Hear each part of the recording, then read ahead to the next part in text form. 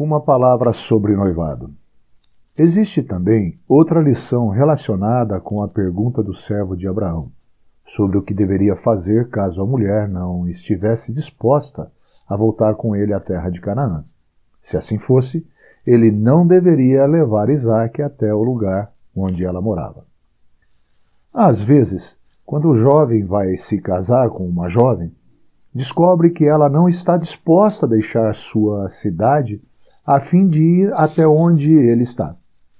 Eu acredito que temos aqui a sabedoria de Deus, mostrando-nos que se ela agir dessa maneira, é porque não ama o suficiente seu provável marido ao ponto de deixar o lar de seus pais e aqueles a quem ama por sua causa. Em um caso como este, nunca poderão esperar a bênção de Deus.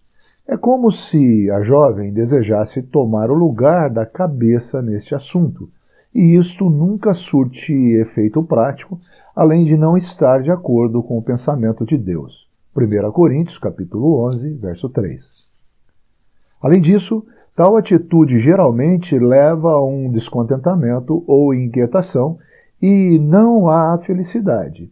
A ordem de Deus que nos é dada aqui é, como sempre, a melhor, e podemos estar gratos por tal instrução para nosso caminho.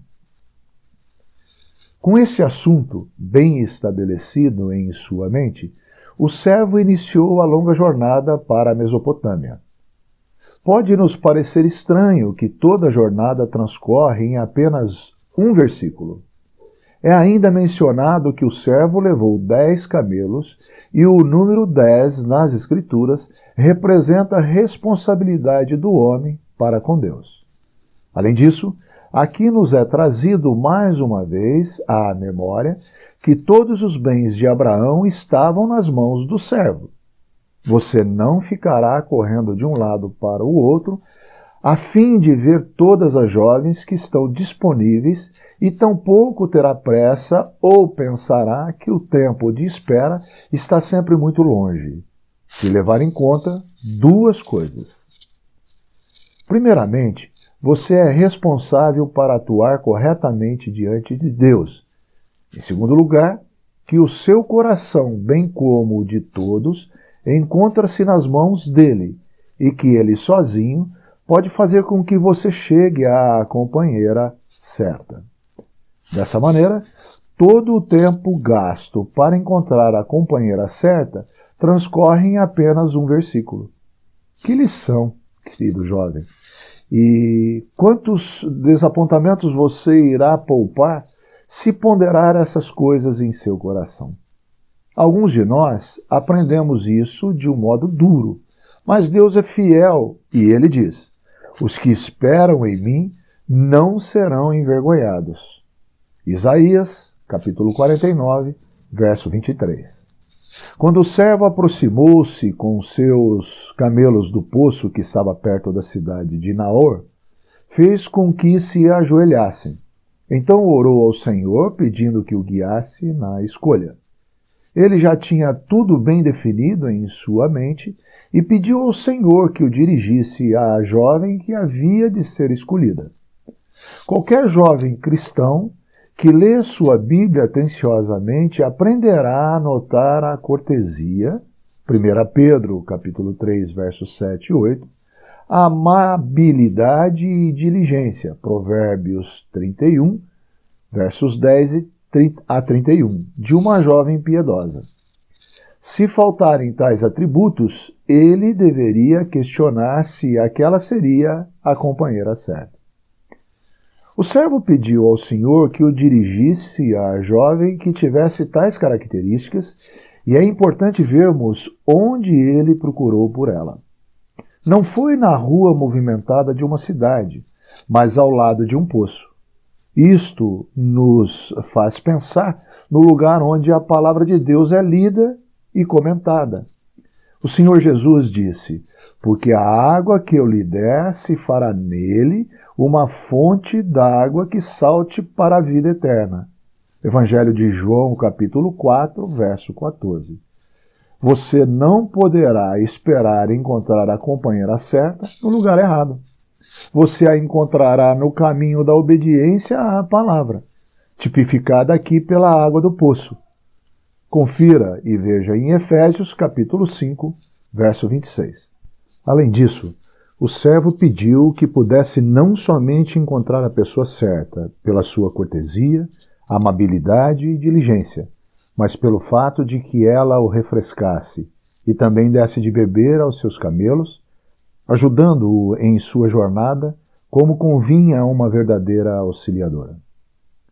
Algumas jovens não ajudam espiritualmente os jovens que por elas se interessam, porém os prejudicam, impedindo seu crescimento nas coisas do Senhor. Querido jovem, crente, se você encontrar a companheira certa, irá descobrir que ela refrescará sua alma no Senhor, e se ela não o fizer desde o princípio, então tenha cuidado. Enquanto o servo estava orando e pedindo a direção do Senhor, Rebeca chegou-se até o poço. Ele então, cortesmente, aproximou-se e pediu-lhe de beber do seu cântaro. Ela respeitosamente deu-lhe de beber e se ofereceu para tirar água para seus 10 camelos. Que árdua tarefa foi esta! Retirar água para 10 camelos. Mas ela a executou rapidamente e de boa vontade. O servo pôde somente admirar em paz enquanto ela realizava esta tarefa. Sua oração havia sido mais do que respondida. Ele não havia pedido por boa aparência, porque a beleza é somente superficial, mas havia buscado a beleza que é interior e que permanece, como nos dizem as Escrituras. Vã é a graça e enganosa a formosura, mas a mulher que teme ao Senhor, essa será louvada. Provérbios, capítulo 31, verso 30. Mas agora o servo havia encontrado a beleza que permanece em uma donzela que era formosa à vista. Como o Senhor se regozija em exceder em suas promessas e nos dar mais do que aquilo que pedimos ou pensamos.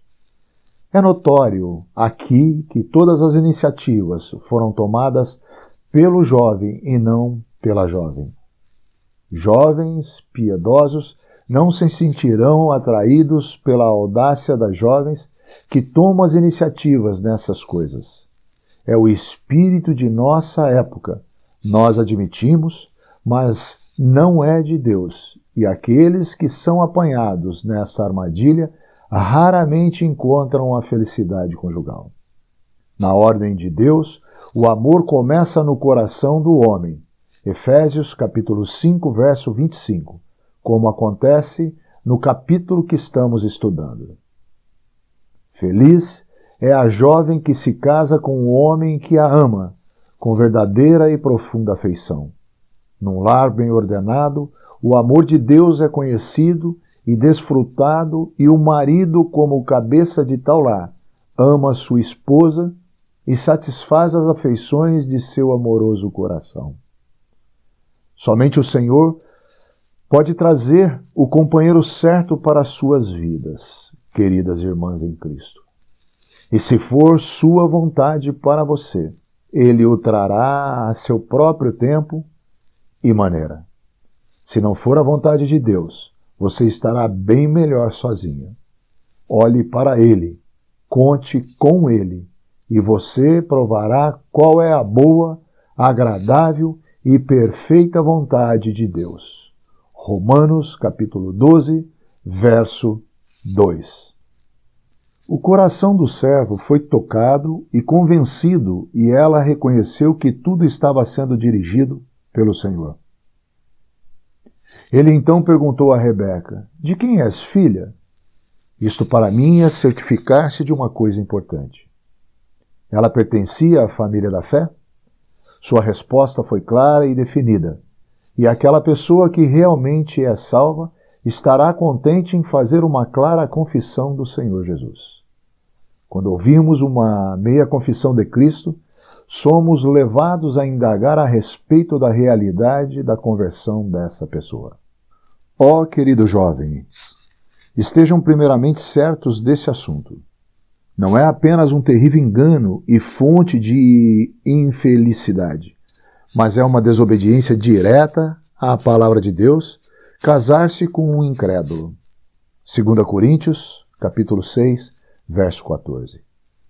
O servo também indagou a respeito da hospitalidade do lar de Rebeca. 2 lares seriam unidos, e isso é algo importante de se ponderar.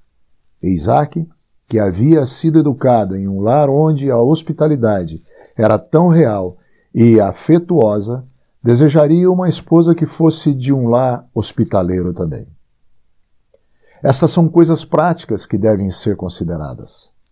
Se um jovem que ama a hospitalidade se casa com uma jovem que não se preocupa em manter o lar aberto para o povo de Deus, não poderá haver verdadeira felicidade. Não devemos esquecer a necessidade de sermos compatíveis e termos interesses comuns de vida se desejamos felicidade e as bênçãos do Senhor, pois sua palavra diz: andarão 2 juntos se não estiverem de acordo. Amós, capítulo 3, verso 3. Em nossos dias, quando existem tantas coisas que podem desviar o coração dos filhos de Deus, não há nada tão oportuno e agradável como o exercício da hospitalidade e a comunhão de uns para com os outros. Na palavra de Deus, a hospitalidade ocupa um lugar de destaque e em Romanos, capítulo 12, verso 13, somos exortados a praticar a hospitalidade.